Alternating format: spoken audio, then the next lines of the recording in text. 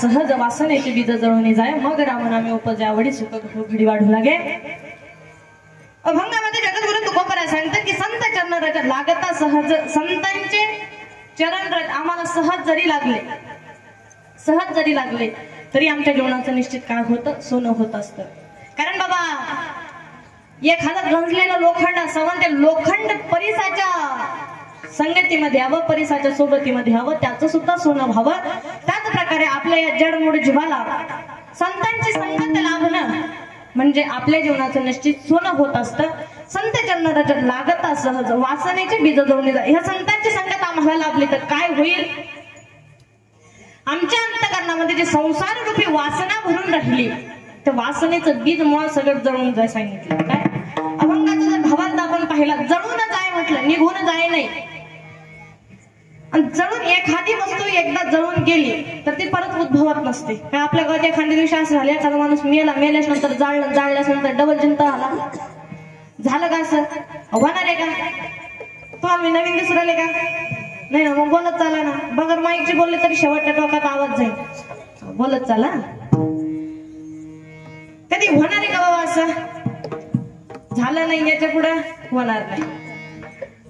हीच वासना बाबा एखाद्या वेळेस आमच्या अंतःकरणातून जर ही मुळासकट जर जळून गेली तर मग आम्हाला परमात्म्याच्या नावाबद्दल आवड वाटायला लागेल, आदर निर्माण होईल। मग रामनामे उपजे आवडी सुख घडी वाढू लागे। मग आमचं जे सुख आहे बाबा, त्या सुखामध्ये दिवसांदिवस काय क्षणाक्षणाला वाढ होत जाईल। सांसारिक सुखात जर आपण विचार केला बाबा, सांसारिक सुख हे घटत जातं, सांसारिक सुख हे घटत जातं, पण परमार्थिक जे सुख आहे त्या सुखामध्ये दिवसांदिवस काय जेवढे आपण त्यामध्ये भर टाकू तेवढे ते वाढत जात असतं। सोन्याच्या दुकानात गेलो, 5,000 सोनं केलं, 5,000 गव्हाने पोत केली, तीच पोत एका वर्षाने विकायचे 5,000, तेवढेच पैसे येणार आहे का? 5,000 तेवढंच विकायचं जर ठरले, मोडायचे ठरले, तेवढेच पैसे येणार आहे का? कमी होईल ना? जे सांसारिक जीवनामध्ये बाबा आपण ज्या सुखाची अपेक्षा करतो ते सुख घटल्या जातं, कमी होत जातं। पण परमार्थिक सुख हे काय होतं, दिवसांदिवस जेवढा त्यामध्ये नामस्मरणाची भर आपण टाकू तेवढं ते दिवसांदिवस काय होत जातं, वाढत जातं। मग हे सुख आम्ही व्यक्त करायचं कसं? सांसारिक सुख आम्ही बायाजवळ व्यक्त करू शकतो। शेजारने जवळ बसले की बाया मी सुनले चांगली, मग लोकले चांगला आहे, मग पोरगेला चांगले, मग जवायला चांगला। हा, शेजारने जाऊ बसले की आपण हे सांसारिक सुख व्यक्त करू शकतो, पण परमार्थिक सुख हे लोकांजवळ व्यक्त करता येत नाही। लोकांना कधी सांगितलं की मला आज परमात्म्याची अनुभूती मिळाली, आज भगवंताचं मला दर्शन झालं, असं म्हटलं, लोक म्हणते बावळ झालं काही ना। परमार्थिक सुख जर व्यक्त करायचं असेल बाबा तर ते कोणाजवळ व्यक्त करावं, तर ते भगवंताजवळ व्यक्त करावं। भगवंताजवळ व्यक्त केल्याच्या नंतर ते सुख कशा वाटे? कंठी प्रेम दाटे, नैनी नीर लोटे, आसवा वाटे ते सुख काय होतं? पाझरायला सुरुवात होती, ओघळायला सुरुवात होती। शेवटच्या चरणामध्ये तुकोबराय सांगतात, शेवटचं चरण घेतलं म्हणून अभंग संपला असं नाही, सरळ भावर। शेवटच्या चरणामध्ये तुकोबराय सांगतात, तुका म्हणे साधन सुलभ भगो म्हटे, परी उपदिष्टे पूर्व पुण्य, की बाबा परमात्म्याचं नामस्मरण करणं, संतांची संगत घडणं साधन सोपं, सुलभ आहे, गोड घुमटे, घ्यायला कष्ट लागत नाही। सहजतेने आपण रामकृष्ण हरी म्हणू शकतो, सहजतेने म्हणू शकतो। का काही भारी उचलणं पडते कशाचे? रामकृष्ण हरी म्हणायला सहज उचलता येतं ना, सहज नामस्मरण करता येतं, सहज म्हणता येतं, आपल्याला सहज रामकृष्ण हरी म्हणता येतं। एवढं सोपं असून सुद्धा स्वयंपाक करता करता कोण रोज इमानदारचे सांगा, कोण रोज नाव घेतं रामकृष्ण हरी म्हणतं? हात वरती करा, वाह, गेला हात खाली डबल घेणारे बाबा। हा ओके, असा प्रतिसाद देताना नंतर बरं वाटतं, नाही तर का भानगड अशी झाली बाबा, 15 दिवस झाले लगातार डबल टिबल ड्युटी चालू। आज दिवस कथा केली, रात्री त्या कीर्तनाला भानगड अशी झाली, मला 7 दिवस कीर्तन ऐकायचे होते, 7 दिवस कथा ऐकायची होती, एकाग्र चित्तानं ऐकू म्हणलं, भानगड अशी झाली तर 7 दिवसामध्ये बाबा 1 दिवस खाल्ली नाही, रातचा नाही, दिवसा नाही, पण तरी सेवा म्हणून सकाळी ज्ञानेश्वरी पारायण चालू, तेवढं फक्त।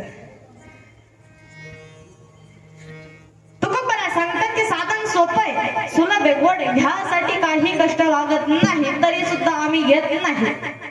साधन सोपं आहे बाबा, पण नंतर सांगतात परी उपतिष्ठे पूर्व पुण्य. परी म्हणजे पण, परी म्हणजे एखाद्या ठिकाणी पण हा शब्द लागला, पण हा शब्द लागला तर काय होतं समजून जायचं. एखाद्या वेळेस जर आपण पोरी पाहायला गेलो, जाता का आता सगळ्या जात्या, पहिली गोष्ट सोयरी कधी होत्या कधी जमतं त्याचा मेळ लागत नाही. पण कदाचित बाया पोरी पाहायला गेल्याच्या नंतर घरी आल्याच्या 2-4 बाया मिळल्या की त्या म्हणते की बाया कस काय पोरगी, ती म्हणते पोरगी का सगळी चांगली, एवढी चांगली पोरगी, नाका डोळ्याला कानाला, म्हातारी कोणाचा फोन आला का रे, नाका डोळ्याला सगळं चांगली, काय सगळं चांगले. पण आपण म्हणलं का आपण समजून जायचं पोरगी सगळे चांगले ना, पण माग काहीतरी घोटाळा आहे. पण शब्द लागला तर समजून जायचं माग काहीतरी घोटाळा आहे. पण तुका बरं ते सांगतात, तुका म्हणे साधन सुलभ हो म्हणते परी उपतिष्ठे पूर्व पुण्य. साधन सोपे सुलभ गोडे घेण्यासाठी कष्ट लागत नाही, पण केव्हा जेव्हा माणसाचं पूर्वजन्मेचं पुण्य शिल्लक असलं तेव्हा. या ठिकाणी बाबा कथेला कीर्तनाला ऐकायला सगळेच येऊ शकते का? नाही. इरादे लाख बनते हैं बनके टूट जाते हैं, कथा में वही आते हैं जिसको ठाकुर जी बुलाते हैं. कोणीही उठावं मला कथा ऐकायची, मला कीर्तन ऐकायचं, जमतं बाजारचा भाजीपाला थोडी तो गेला की घेतला. त्यासाठी पूर्वजन्मीचं पुण्य असावं लागतं, आणि ज्यावेळेस पूर्वजन्मीचं पुण्य फळाला येतं त्याच वेळेस काय होतं, परमात्म्याचं नामस्मरण तुमच्या आमच्या मुखाला येत असतं. विठाला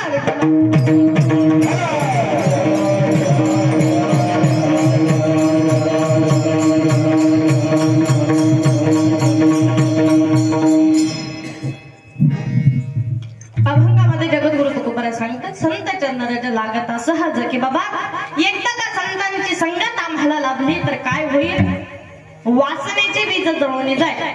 ती वासना संसारूपी वासना आमच्या अंतःकरणामध्ये भरून राहिली, ती वासना काय होईल, मुळा सगळं जळून जायचं. ही वासना एवढी वाईट आहे बाबा, या वासनेनं आल्ली खाली टेकवलं आजपर्यंत. घाना तो घातला वासनेने, आल्ली खाली टेकवलंय ना. जड भरत राजा हरणी गर्भ गेला, आयुष्यभर देवाचं नामस्मरण केलं, आयुष्यभर सात्विक कर्म केले, पण शेवटी एका हरणाचा मोह झाला. परिणाम असा झाला, पुढचा जन्म हरणीचा भेटला, पुढच्या जन्मामध्ये हरण झाला. भानगड अशी होती बाबा, काही कट्टर माळकरी कधी त्याचा जीव वाटला नाही, पक्के माळकरी. 5वीला ज्यांना माळ घातली, अशी बी लोक शेवटी जायच टायमाला फाट्यावरच मागते ना, फाट्यावरच मागते, नाही कळलं का? सांगायचं तात्पर्य भाऊ, वासना कधी बदलत सांगता येत नाही. आणि ही वासना एवढी वाईट आहे, हिनं ब्रह्मदेव सोडले नाही, हिनं विष्णुदेव सोडले नाही, हिनं नवे वैराग्याचं प्रतीक ज्यांना म्हटलं जातं ते नारद मुनी सोडले नाही, ते शिवजी सुद्धा सोडले नाही. प्रत्येकाला तप करण्यामध्ये, परमात्म्याची प्राप्ती करण्यामध्ये प्रत्येक जणाला काय झालं, वासना आडवी आली, त्याच्यामुळे काय झालं, दुकानाला नदी बंद पडले सगळ्याचं. आज बाबा जगाचा बाप आहे, सृष्टी ज्याने निर्माण केली, सृष्टीतला कण ज्या ब्रह्मदेवाने निर्माण केला. मला सांगा त्या ब्रह्मदेवाचं मंदिर किती ठिकाणी पाहिलं, कोण आहे आपल्या आसपास आहे का, भोकरदन तालुक्यात आहे का, जालना जिल्ह्यात आहे का, महाराष्ट्रात आहे का? पुष्कर क्षेत्र जर सोडलं बाबा, त्या ब्रह्मदेवाचं कुठंच आपल्याला मंदिर पाहायला मिळत नाही. याला कारण काय आहे, ती वासना आहे. आणि मग तुकोबरा सांगतं की ही वासना एकदा जळून गेली का, मग राम नामे उपजे आवडे, सुख घडोघडी वाढू लागेल. एकदा ही वासना जळून गेली की आमचं जे परमार्थिक सुख आहे बाबा, त्यामध्ये दिवसांदिवस वाढ होत जाते. आणि सांसारिक सुखाची आणि परमार्थिक सुखात जर आपण तुलना केली बाबा, सांसारिक सुख असं आहे, 2 मजली 3 मजली 4 मजली 10 मजली 12 मजली बिल्डिंग बांधा, किती मजली बिल्डिंग बांधा, आसाऱ्या वरच आहे ना, आसाऱ्या वरच आहे. संसार कधीच पूर्ण होत नाही, परमार्थ कधीच अपुरा राहत नाही. पण मंदिराचं तसं नाही बाबा, एकदा का मंदिर बांधलं, मंदिरावरती कळस टेकवला, मला सांगा किती मजल बांधणार आहे त्याच्यावरती, एकही बांधता येईल का? सांगायचं तात्पर्य बाबा, संसार कधीच पूर्ण होत नाही, परमार्थ कधीच अपुरा राहत नाही. पण भानगड अशी होते, आम्हाला नेमकं त्याच देवाच्या नावाचं नाम घ्या म्हणलं की आम्हाला नेमकं त्याच काय होतं घ्याव वाटत नाही. आता आभाळाच्या चांदण्या राहते बाबा, चांदण्या काळ्या पिवळे काळ्या पिवळे ढवळ्या. वा बरं झालं. कशा आहे पांढऱ्या. काही काही लोकांना त्या चांदण्या पिवळ्या दिसत्या. कोणला कोणला दिसत्या. वा तुम्ही भेटले वाटतो कुठतरी एका ठिकाणी. कोणला दिसते पिवळ्या. जर कौळ झाला त्याला, जर कौळ झाला त्याला तर चांदण्या पिवळ्या दिसत असते. मग मला सांगा तो चांदण्याचा आहे का माणसाचा आहे. पाहणाऱ्याचा आहे का चांदण्याचा दोष आहे. पाहणाऱ्याचा दोष आहे. दूध कडू आहे का गोड आहे बाबा. गोड आहे. काही काही लोकांना ते कडू लागतं. कोणला. वा अशी उत्तर पाहिजे. हा कोण लागतं. जल ताप आलं त्याला दूध काय लागतं कडू लागतं. मग पिणाऱ्याचा दोष आहे का दुधाचा दोष आहे. मग तसंच तुकोबरा सांगतात की नाम गोड आहे बाबा पण दोष कोणात आहे खोड कोणात आहे. नाम गोड आहे पण खोड कोणात आहे आमच्यात आहे. ते आम्हाला घेता येत नाही. एखादं डुक्कर जर असलं, डुक्कर माहितीये गटरीत लावणार 6च्या नंतरचे नाही दिवस रात्र जे डोळत येते माहिती ना. आ पाहिलं नाही कधी आपल्या गावात नाही पण दुसरीकडे गेल्यावर पाहिलं नाही का. पाहिलं नाही. ते डुक्कर जर असलं बाबा त्या डुकरापुढे जर आपण बुंदीचा गंज ठेवला, काय बुंदीचा गंज जर ठेवला, मला सांगा किती प्रयत्न केल्याच्या नंतर ते डुक्कर ती बुंदी खाणार आहे. किती प्रयत्न केल्याच्या नंतर खाणार आहे का नाही. मग बुंदी कशी आहे गोड. म्हणून वाटतं आज बुंदी नव्हती काय म्हणते आज मेनू बदलला. खरं बाबा परमार्थामध्ये जोपर्यंत तरुण मंडळी एकत्रित येत नाही तोपर्यंत परमार्थ होत नाही. कारण म्हातारे तरी किती जरी एकत्रित आले बाबा परमार्थ होईल 2-4 दिवसा करता 2-4 वर्षा करता. आणि तेव्हा बी कसं कोणी खोकलतय कोणी शिका देत कोणाची लाळगाळी एक होते. तो परमार्थ नाही. परमार्थ करत असताना जोपर्यंत तरुण आहे तोपर्यंत परमार्थ करून घेतात.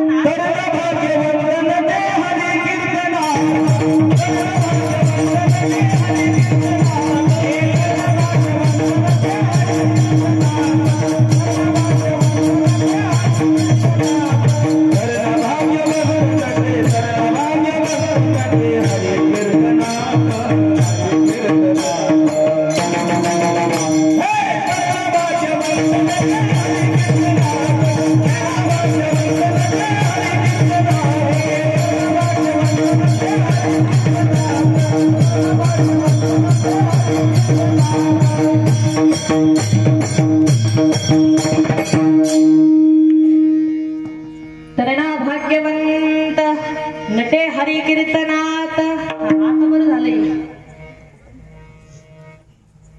परमार्थ करायचं असेल बाबा त्यासाठी माणूस तरुण असावा लागतो. नाही तर इनाकारण मशानाच्या रस्त्यावर जर गाडी लागली बाबा तर परमार्थाला काही अर्थ आहे का. तर परमार्थाला काही अर्थ आहे का नाही. देवाला आपण फुलं वाहतो बाबा. कोणते सुकेल वाहतो का चांगले वाहतो. चांगले वाहतो. सुकेल फुलं वाहिले की देवाला आवडेल का नाही. जोपर्यंत तरुण आहे तोपर्यंत परमार्थ करून घ्या. म्हणून बाबा आज आपल्या गावचा आदर्श घ्यावं तेवढं कमी. आपल्या गावातलं तरुण जागृत आहे. मी नेहमी कीर्तनामध्ये सांगत असते. मला वाटतं मागे मी ग्रुपला टाकली होती लिंक. ऐकली असेल त्यांनी ऐकायची त्यांनी. तरुणांचा घ्यावं तेवढा आदर्श कमी बाबा आपल्या गावचा. कारण आता पाहिलं शिवजयंती असेल कोणताही धार्मिक कार्यक्रम असेल बाबा 10-10 घंटे. आता माझं शिवजयंतीला व्याख्यान होतं. शिवजयंतीला व्याख्यान होतं. व्याख्यानाची वेळ होती 8:30 ते 10:30. 8:30 ते 10:30 व्याख्यान झालं बाबा रात्री 10 ते 12. कशामुळं डीजे. हा आणि तो पहिली गोष्ट तो डीजे बंद आहे. शिवजयंतीला ही सगळ्यांना प्रोत्साहन मिळतं. आजही मोठ्या तोला मोलाने सर्वजण एकत्रित येऊन एवढी भव्य दिव्य स्वरूपाची पंगत घेणं, एवढी भव्य दिव्य स्वरूपाचा महाप्रसाद देणं साधी गोष्ट नाही बाबा. म्हणून जनसेवा हीच ईश्वर सेवा. ग्रुपचं द्यावं तेवढं धन्यवाद कमी, मंडळाचं करावं तेवढं कौतुक कमी. जोपर्यंत बाबा तरुण मंडळी एकत्रित येत नाही तोपर्यंत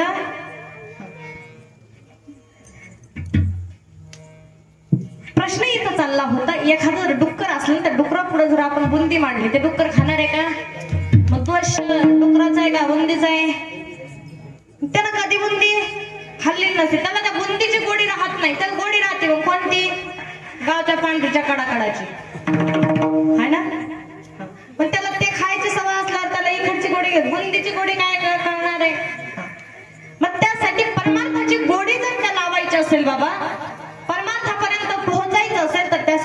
गरजेचं, नामस्मरण गरजेचे. कधी लागे वेड्या तुला गोडी अभंगाची,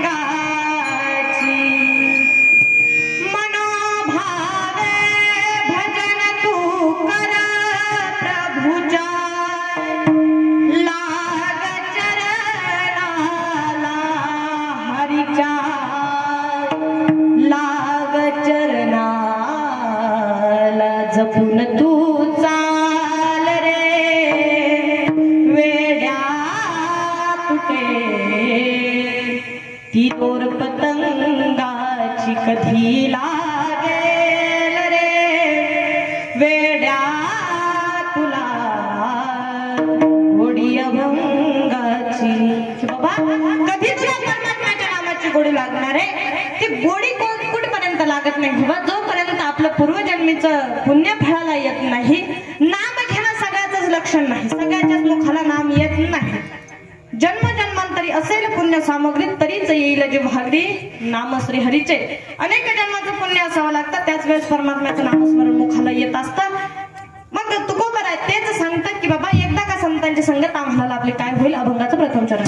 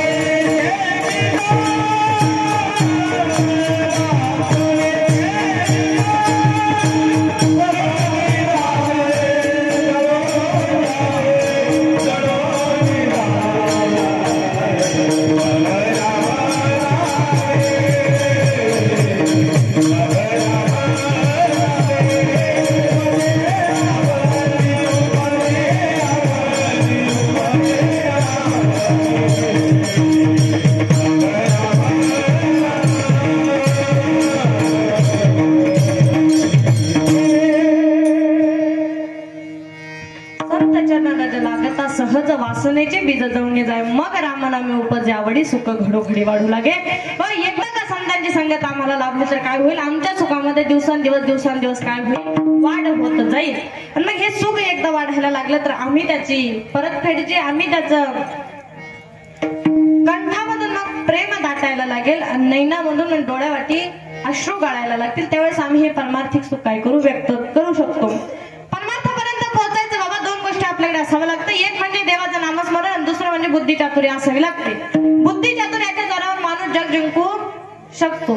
एका विडा ठेवला. त्यानं सांगितलं की म्हणे जो कोणी मला स्वर्गातला हार आणून देईल का त्याला मी अर्ध राज्य बक्षीस देईन. आता स्वर्गातला हार आणणं सोपं होतं का बाबा? स्वर्गात जाणं सोपं आहे का? गेलं की वापस येणं मोठ्या भानगडी होईल. मग गेलं तर वापस येत नाही. स्वर्गातला हार आणून द्यायचं सांगितलं. मग सगळ्या लोकांना पाहिलं की म्हणे हे शक्य नाही. 2-4 जणांनी विडा उचलला पण सक्सेस झाला नाही. मग त्यांनी काय केलं, राजाने त्यांना फासावरती चढवलं. मग एक त्या गावातलं पिवर बेवडं होतं ते उठलं आणि ते सांगायला लागलं की बाबा मी तुमचा विडा उचलतो म्हणे. राजा म्हणलं तू बावळा गोळा झाला काय? आधीच तर दारू पेऊ लिव्हर सडले म्हणे, फुफ्फुस सडलं आणि आता जे उरेल सुरेल ते गमन बसतो का म्हणे दुसऱ्याच्या हाताने. राजा सांगायला लागला बाबा. तो म्हणलं तुम्हाला काय करणार, प्रश्नाचे उत्तर लागते ना, तुम्हाला स्वर्गातला हार लागतो ना, मी आणून देतो. याने विडा उचलला. स्वर्गातला हार आणायला गेला. हा 8 दिवसाची मुदत दिली. 1 दिवस झाले, 2 दिवस झाले, 3 दिवस झाले. ह्या स्वर याच्यातच लावलं काय? 1 दिवस झाला, 2 दिवस झालं, 3 दिवस झालं, 4 दिवस झालं, 5 दिवस झालं, 6 दिवस, 7 दिवस झाले, 8 दिवस झाले. गावात शिंटांना दिसत होतं. लोक म्हणले याचं काही खरं नाही, म्हणून जाते म्हणे. आता याचं काही खरं नाही. आता 100% सुळावर चढतं, फासावर चढतं. 8व्या दिवशी त्या बादराने एक दिमाग लावला. बाळातनीची बाज पडली होती. कशाची? बाळातनीची बाज. आणि त्या बाळातनीच्या बाजीला जी दोरी वापरल्या जाते ते आपल्या साध्या बाजीसारखी नसते. तर काय वापरलं तर काठ्या सुमाट. काठ्या ना बाबा, तो काठ्या वापरला असतो. मग यानं काय केलं, तो काठ्या घेतला, त्याला बरोबर ओवलं, त्याची गाठ मारली, राजाच्या दरबारात गेला. मागं हात ठेवला, राजाच्या दरबारामध्ये गेला. राजाने सांगितलं की करे स्वर्गातला हार आणला का? हा म्हणला स्वर्गातला हार आणला. कुठे हार? ते म्हणलं येडगिणा झाला का म्हणे, हार असा तसा पाहता येणार नाही. मग काय एक आठ म्हणे. मग देवाने सांगितलं की बाबा जो पुण्यवान असेल का त्याला हा स्वर्गातल्या फुलाचा हार दिसल, आणि जे पापी असेल का त्याला काठ्या दिसल. काय दिसल? काठ्या दिसल. आणि यानं हात मागे केले, राजाच्या दरबारात गेला. राजा म्हणलं की बाबा सगळ्या प्रजेचं मीच पालन करतो, मला 100% काय दिसणार आहे? काय दिसणार आहे? फुलाचा हार दिसणार आहे. आता यानं राजा सांगितलं दाखव म्हणे पटकन. यानं मागून हात घेतला आणि दाखवलं पुढं. सांगायला लागलं राजाला दाखव. राजा म्हणलं काय दिसतं रे? राजा म्हणलं दिसत सुमाट राहिलं, काठ्या दिसू राहिला म्हणे. पापाची भीती अंतःकरणामध्ये होती. त्यानं सांगितलं की म्हणे बाबा मला म्हणे त्याच्यामध्ये गुलाबाच्या फुलाचा हार दिसायला लागला म्हणे. गुलाबाची फुलं दिसायला लागली म्हणे. होतं काय? काठ्या. बरं तेवढं झालं, प्रधानाला दाखवलं. प्रधान म्हणला राजा येडा झाला काय म्हणे, त्यात नुसते गुलाबाच्या फुलाने म्हणे मला वाटतं गुलाब आणि मोगरा त्यात मिक्स केला.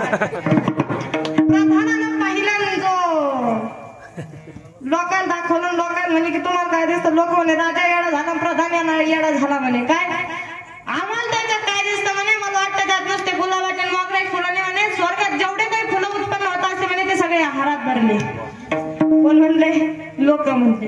राजानं सांगितलं की म्हणे बाबा हा गुलाबाच्या फुलाचा हार आहे.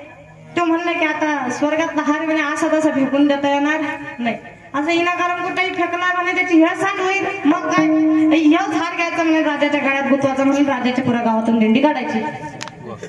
घेतला बाबा हार, टाकला राजाच्या गळ्यात आणि काढली दिंडी. होतं काय? होतं काय? सुंबाट. दिसला काय? हार. पापाची भीती अंतःकरणामध्ये होती. सगळ्यांना सांगितलं की आम्हाला काय दिसतं म्हणे, हार दिसतो म्हणे. मग बुद्धी चातुर्यावर जग जिंकता येतं. एका गावामध्ये एक साधू बाबा आले. त्या साधू बाबाने सांगितलं बाबा माझ्या 3 प्रश्नाचे ज्याने उत्तर दिले, 3ही प्रश्नाचे जर उत्तर दिले मी काय करेन, गाव सोन्याचं करेन. सगळे म्हणले की बरं म्हणे बाबा, कुठं कंपनीत जायचं काम नाही, कुठे शेतात जायचं काम नाही, गाव सोन्याचं होतं, आपल्याला पैसा अडका भरपूर मिळतो. सगळे म्हणले की आम्ही उत्तर देतो म्हणे. जमलं तर जमन म्हणे, नाही तर राहिलं म्हणे. त्याला साधू बाबांनी सांगितलं असं नाही चालणार म्हणे. उत्तर दिले तर गाव सोन्याचं करेन, नाही दिलं तर तेच गाव जाळून भस्म करेन. बाकीचे लोक म्हणले की बाबा आपल्याला सोन्याचं नको, चांदीचं नको, जाळणं नको, ठेवेले आनंद ते पैसेची राहावे, चित्ती असू द्यावे समाधान. जसं आहे तसंच राहू द्यायचं म्हणे, आपल्याला काही नादी लागायचं नाही. पण त्यातलं एक होतं घोडा वागचं. त्याला बकाड्या सोडून दुसरं तिसरं काही माहित नव्हतं. ते उठलं ते म्हणलं की बाबा तुमच्या प्रश्नाचे उत्तर मी देतो म्हणे. लोक म्हणले की बावळा झाला का म्हणे, हे गावावर आपल्याला आणतं म्हणे. आता येस काही खरं नाही म्हणे. त्यानं सांगितलं तुम्ही चुपचाप बसा म्हणे, प्रश्नाचे उत्तर द्यायचे ना, पण तुम्हाला काय करणं चुप बसा म्हणे, मी उत्तर सांगतो. साधू बाबा पुढे गेला. साधू बाबा सांगायला लागला, बाबा तुमच्या प्रश्नाचे उत्तर येतो, पण समोर समोर उभं राहता येणार नाही, काही अंतरावर तुम्ही उभं राहायचं आणि काही अंतरावर मी उभं राहायचं. साधू बाबा म्हणले ठीक आहे बाबा. काही अंतरावरती साधू बाबा उभे राहिले, काही अंतरावरती हा उभा राहिला. पहिला प्रश्न विचारला साधू बाबाने, एक बोट वर केलं. काय केलं? पहिला प्रश्न एक बोट वर केलं. इकडून त्याचं उत्तर 2 बोट वर केले. साधू बाबांनी सांगितलं प्रश्न बरोबर आहे. इकडून त्यानं 2 बोट वर केली, इकडून नंतर त्यानं त्याचं उत्तर 3 बोट वर केले. साधू बाबा म्हणले दुसराही प्रश्न बरोबर आहे. नंतर साधू बाबाने खून केली. साधू बाबांनी सांगितलं बाबा तिसराही प्रश्न बरोबर, तिसरंही उत्तर बरोबर. साधू बाबा त्याच्या पायावर लोटांगण घ्यायला लागला. साधू बाबांना सांगितलं की योजना सक्सेस झाली, फॉर्म सक्सेस झाला, तुम्ही योजनेत बसले. काय मग? गाव सोन्याचं होतं. गाव सोन्याचं होतं बाबा, पण प्रश्नाचे उत्तर दिले म्हणे. लोक म्हणायला लागले की बाबा याच्यामुळे आपलं गाव सोन्याचं झालं. आता काही जे 2-4 लोक धार्मिक होते गावातले, त्याला वाटलं आपलं लेकरू मोठं होतं, आपला माणूस मोठा होतो तर सपोर्ट करा. गावातले सगळेच लोक काड्या करते असं नाही बाबा. 50 जण मागे असले त्यातले 2-3 काड्या करते, सगळेच काड्या करते नाही. त्यावेळेस त्यानं पाहिलं, ते गावातले लोक जे होते ते म्हणायला लागले की म्हणे बाबा त्याच्यामुळे आपलं गाव सोन्याचं झालं. ते उभं राहिलं आणि म्हणायला लागले की एका पालखीमध्ये ह्या माणसाला बसवायचं, गावातल्या एका पालखीमध्ये साधू बाबा बसवायचं. आता दोघांना ठरवलं, पालख्या निघाल्या दोघांच्या. पण याचा जे लहानपणीचा मित्र होता, लहानपणीचा मित्र होता, त्याला ते पटलंच नाही. ते म्हणलं की नेमका साधू बाबाला काय प्रश्न विचारले असं, उत्तर कसं दिलं असं. पहिले तर म्हणतं की आधी साधू बाबाकडे जाऊ, साधू बाबाला विचारू की तुम्ही प्रश्न काय विचारले. गेला साधू बाबाकडे. साधू बाबा सांगितलं बाबा तुम्ही माझ्या मित्राला काय प्रश्न विचारले. साधू बाबांनी सांगितलं की बाबा मी त्याला पहिला प्रश्न विचारला, पहिला उत्तर प्रश्न विचारला म्हणे की ही सृष्टी एका देवाच्या आधारे चालती. त्यानं सांगितलं एका देवाच्या आधारे चालत नाही, नुसता देव असून चालत नाही, त्या संग देवी बी लागते. मग 2 बोट वर केलं म्हणजे त्याचं उत्तर बरोबर आलं. नंतर त्यानं सांगितलं म्हणे की ही सृष्टी 2 देवाच्या आधारे चालते. मी विचारलं म्हणजे 2 देवाच्या आधारे सृष्टी चालती. त्यानं सांगितलं नुसतं 2 देवाच्या आधारे चालत नाही. काय? जन्म देणारा मारणारा लागत नाही म्हणे, पालन करणारा विष्णुदेव सुद्धा लागतो. म्हणून ही सृष्टी 3 देवाच्या आधारे चालते, ब्रह्मा विष्णू महेश. दुसरं उत्तर त्याचं बरोबर आलं म्हणे. तिसरा प्रश्न मी विचारला की ही पृथ्वी कशावर आहे. काय? पृथ्वी कशावर आहे. त्यानं उत्तर दिलं शेषनागाच्या डोक्यावर. शेषनागाच्या डोक्यावर उत्तर दिलं म्हणे, म्हणून याचे 3ही प्रश्न बरोबर आले. आता जे गावातलं होतं त्याला भुरळ आले. ते म्हणलं हे कधी संस्थेत गेलं नाही, कोणत्या महाराजाकडे शिकायला गेलं नाही, कीर्तन कसं काय करतो. पाहिलं त्यानं, ते म्हणायला लागले यानं कधी पाहिलं नाही म्हणे, यानं कधी ब्रह्मज्ञान पाहिलं नाही, हे कुठे शिकलं नाही, यानं एवढं उत्तर कसं काय आले. दाल में कुछ काला है. काय ते सांगायला लागलं, दाल में कुछ काला है. त्यावेळेस बाबा हे त्या स्वतः त्याच्या मित्राकडे गेलं. तिकडे पाहू नका, त्याबरोबर त्याच पाणी घेऊन चाललं ना. तुम्हाला कष्ट होत असेल एक एक हांडा घ्यायचा, घरी नेऊन ठेवायचा. पहा इकडं. हा म्हणला की दाल में कुछ काला याला काही बरोबर येणार नाही. मग यानं काय केलं,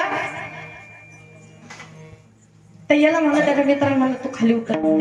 हा म्हणला उतरत नाही. तो खाली उतरतो का. हा म्हणला उतरत नसतो. खाली उतर म्हणे, नाही तर कंबरटात लात घालीन. मी म्हणणार आजच्या दिवस मला फुलं हार घालून आले म्हणे, आजच्या दिवस मिरवणूक काढली. मग तुला काय झालं रे म्हणे. तो म्हणला की ते काही असेल तो खाली उतर.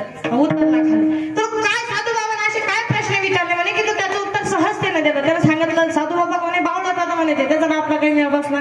त्याला बावळ त्यानं सिद्धीच्या जोरावर, साधनेच्या जोरावर ते गाव सोन्याचं केलं. आणि तू म्हणतो बावळत होतं ते. म्हणे त्याला का प्रश्न विचारता येतं म्हणे, काही विचारता म्हणे. मग काय प्रश्न विचारले बाबा. त्यानं सांगितलं साधू बाबा मग पहिला प्रश्न विचारला, एक बोट वर करताना पहिला प्रश्न विचारला तो एक बकरी म्हणली. काय? एक बकरी म्हणली. मी एक का 2 घे. दुसरं उत्तर. नंतर त्यानं दुसरा प्रश्न विचारला म्हणे बरं जाऊ दे, मग 2 बकऱ्या म्हणते. म्हणलं दुसरं 2 काय घेतो 3 घे. काय 2 काय घेतो 3 घे. पण नंतर तर साधू बाबाचा आपलं काही मेळ खाल्ला नाही म्हणे. ते मला चांगलंच लोभी दिसलं. ते म्हणलं तर सगळ्या बकऱ्या म्हणते. म्हणलं ठेंगा घे. बुद्धी चातुर्यावरती बाबा माणूस जग जिंकू शकतो. मग ह्याच संतांची संगत तुम्हाला मला लाभली तर निश्चितच काय होतं, जीवनाचं सोनं होतं. विठाला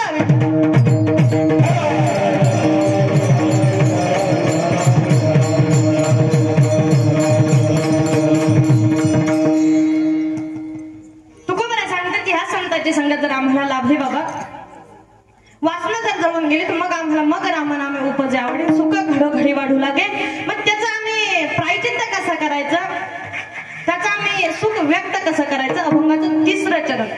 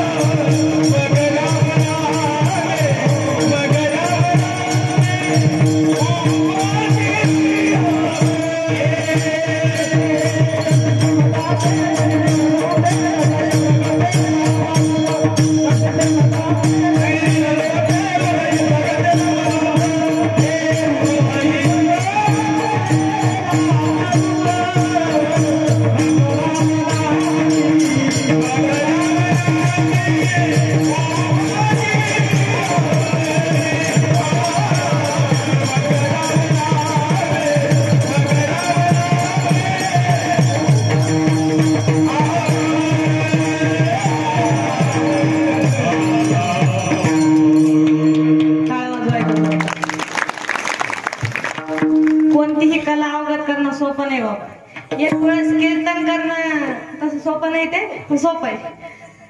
कोणतीही कला अवगत जर करायची बाबा, एखादी पदवी जर आपल्याला धारण करायची असेल, एखादी पदवी जर घ्यायची असेल तर सहज आपण अभ्यास करून ती सहज पदवी प्राप्त करू शकतो. पण कलाकार जर व्हायचं असेल, पक्वाद्वादक व्हायचं असेल, गायनाचार्य व्हायचं असेल, त्याला अख्खं आयुष्य झिजावं लागतं, तेव्हा कुठे ते प्राप्त होत.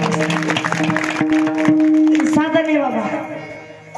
सकाळी जर 4-4 वाजता प्रॅक्टिस करताना पाहिलं, 2-2 गोधडे घेऊन आपलं हिव थांबत नाही. 2-2 गोधडे घेतलं तरी गोधडीत म्हणताय 3रं वाकड टाकू अंगावर म्हणते की नाही. 2-2 गोधडे घेऊन थंडी थांबत नाही. असे 4 वाजता जर तुम्ही आळंदीला गेला, इंद्रायणी मातेच्या घाटावरती जर गेलात बाबा, त्या ठिकाणी प्रॅक्टिस करताना दिसतं का मृदंगाची 4 वाजता एवढ्या थंडीच्या कडाक्यामध्ये अंगामधून घामाच्या धारा वाहत असतात. साधन काहीही होणं साधं नाही, त्यासाठी देह झिजावा लागत असतो. म्हणून सुंदर अशी साथे त्यावर तेवढं धन्यवाद कमी, कौतुक करायला, कारण मी तो अल्पमती हीन काय वर्ण तुमचे गुण, मी लहान. सांगितलं तुका बरं सांगतात की बाबा, मग रामनामे उपजे आवडे सुख घडोघडी वाढू लागे, कंठी प्रेम दाटे नैनी निरलोटे, हृदय प्रगटे रामरूप. परमात्म्याला जर हृदयामध्ये विराजमान करायचं असेल बाबा, त्यासाठी चित्त शुद्ध असावं लागतं. इनाकारण कोणत्याही हृदयात परमात्मा बसत नाही. तुका म्हणे चित्त करारे निर्माण येऊन गोपाळ राहे तेथे. ज्यावेळेस आपलं चित्त निर्माण असतं बाबा, त्याच वेळेस परमात्मा आपल्या हृदयामध्ये विराजमान होत असतो. मग तुकोबर ते सांगतात की बाबा, जर तुम्हाला मनुष्य म्हणून जगत आहात, परमात्म्याची प्राप्ती करायची, त्यासाठी तुम्हाला दोन गोष्टी कराव्या लागतील. एक म्हणजे परमात्म्याचं नामस्मरण आणि दुसरं म्हणजे धर्माचे पालन करणे पाखंड खंडन.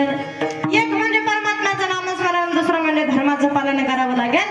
कारण बाबा हा धर्म जिवंत राहावा म्हणून कितीतरी राजांचं बलिदान आहे, हा धर्म जिवंत राहावा म्हणून कितीतरी महाराजांचं बलिदान आहे. जगाच्या पाठीवरती बाबा एकच राजा होऊन गेला. माणसं गद्दार होतात, धर्माशी गद्दार होतात, आपल्याच लोकांशी आपलेच लोक गद्दार होतात. राजकारणाचं नासवलं राजकारणाला, पुढाऱ्याचं नासवलं पुढाऱ्याला, महाराजाचं नासवलं महाराजाला. कारणीभूत आपण मागा यायला, आपला खालीपणा दाखवायला कारणीभूत आपलेच माणसं आहे. आपण जर प्रत्येक राजाचा विचार जर केला बाबा, तर प्रत्येक राजाच्या एका हातामध्ये ढाल असते, एका हातामध्ये तलवार असते. काय? एका हातामध्ये ढाल असते, एका हातामध्ये तलवार असते. पण जर आपण छत्रपती शिवाजी राजांचा जर इतिहास जर आपण पाहिला बाबा, त्यांचा जर विचार आपण केला, तर राजांच्या एका हातामध्ये तडकती तलवार आहे आणि ढाल ही पाठीवरती आहे. एकाने विचारले, राजा अन्य राजांसारखं आपल्या एका हातामध्ये तलवार पाहिजे होती, एका हातामध्ये ढाल असायला पाहिजे होती. राजांनी सांगितलं, तुम्हाला त्यातलं काही कळत नाही म्हणे. काय? कारण बाबा पुढून जर येणारा गणित त्याला मी सहज तलवारीने सामोरं जाऊ शकतो, पण जो पाठीमागून वार करतो म्हणे त्याच्याकडे माझं लक्ष राहू शकत नाही, त्याला मी ओळखू शकत नाही. म्हणून एक ढाल पाठीवरती असायची ना, अंगावर हातामध्ये काय असायचं? तलवार असायचं. जगाच्या पाठीवरती एकमेव राजा झाला. 19 राजे झाले बाबा मुख्य, पण त्यापैकी जर आरती जर कोणाची केली असेल तर ती छत्रपती शिवाजी महाराजांची केली जाते. जगाच्या पाठीवरती एकच राजा होऊन गेला की त्याची आरती होते. बाबा पाकिस्तानचे जे सैनिक होते, ते पाकिस्तानचे सैनिक या भारतीयांना म्हणायला लागले की बाबा आमच्या नजरेमध्ये नजर घालून बोलायचं नाही, तुमची तेवढी लायकी नाही. पाकिस्तानचे सैनिक भारतीय सैनिकांना बोलायला लागले, आमच्या नजरेमध्ये नजर घालून बोलायचं नाही, तुमची तेवढी लायकी नाही. भारतीय म्हणले की तुम्ही एवढं कोणाच्या गुरमीवरती नाचता, कोणाच्या गुरमीवरती कुदता. त्याने सांगितलं की बाबा हमारे पास चीन के कराटे है. काय सांगितलं? हमारे पास चीन के कराटे. भारतीयांनी सांगितलं तुम्हारे पास चीन के कराटे है ना, तुम्हारे पास चीन के कराटे है तो हमारे पास भी छत्रपति शिवाजी महाराज के जैसे मराठे. साधा सुद्धा इतिहास नाही, साधा सुद्धा राजांचं बलिदान नाही, साधा सुद्धा राजांचा तुम्हा मला आदर्श नाही. राजांचा जर आपण इतिहास पाहिला बाबा, ज्यावेळेस औरंगजेबाने अफजल खान नावाचं संकट यावरती पाठवलं, स्वराज्यावरती पाठवलं, त्यावेळेस तो अफजल खानाने विडा उचलला. त्याने सांगितलं हम लाएंगे शिवा को, मी आणतो शिवाला, पकडून आणतो. सांगितलं त्या अफजल खानाने विडा उचलला बाबा. पण त्याने कट रचला, एक प्लॅन खेळला. काय? तो सहज त्याने चालत आला, लढाईला लागला नाही.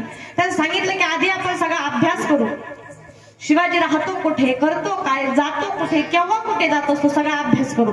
त्यानं पाहिलं की राजांचा कुलदैवतावरती कुलस्वामीवरती प्रचंड प्रेम आहे, अतिशय भक्ती. त्यानं पाहिलं ते आणि त्यानं ठरवलं की राजाला चीड आली पाहिजे, असं आपण काहीतरी करायचं. त्यावेळेस त्याने बाबा छत्रपतींचं जे कुलदैवत आहे, महाराष्ट्राचं कुलदैवत आहे, भवानी देवीची मूर्ती उखडायला सुरुवात केली. मूर्ती उखडली तशी खाली फेकून दिली. त्या ठिकाणी गोंधळी ओरडायला लागले आणि सांगायला लागले आई धाव, आई धाव, आई धाव, ओरडायला लागले. भवानी मातेला हाक दिली. त्यावेळेस बाबा राजांनी पाहिलं, राजांच्या कानावरती ही वार्ता चालून आली.